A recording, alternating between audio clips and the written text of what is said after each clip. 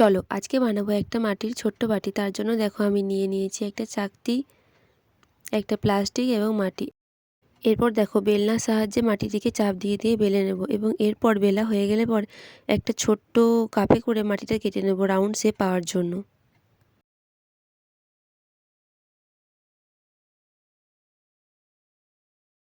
এরপর দেখো বাড়তি মাটিগুলো আমি চামচের সাহায্যে কেটে ফেলে দেব।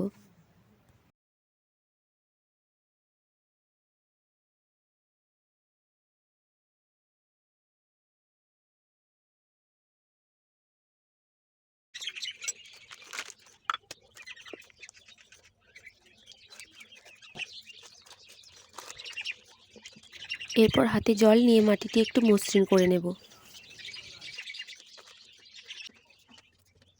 এরপর দেখো মাটির ওপরের অংশ বানানোর জন্য মাটির রিং তৈরি করে পরপর বসিয়ে নেব এবং অ্যাটাচ করে নেব।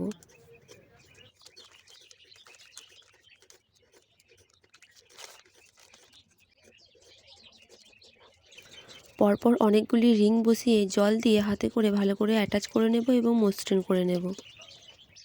আচ্ছা, তোমরা কে কে মাটির জিনিস বানাতে ভালোবাসো আমাকে জানিও কিন্তু কমেন্টে। আগের দিনে তো আমি একটি থালার ভিডিও বানিয়েছিলাম, আজকে বাটির ভিডিও বানাচ্ছি। এরপরে কি ভিডিও তোমরা দেখবে সেটা কিন্তু আমাকে জানিও কমেন্টে।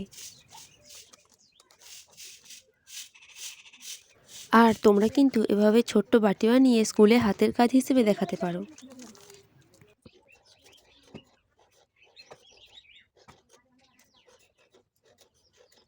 আর দেখো আমার রিং বসানো হয়ে গেছে এবং রিংগুলি অ্যাটাচ করাও হয়ে গেছে। এরপর হাতে অল্প জল নিয়ে পুরোটা মসৃণ করে নিয়েছি।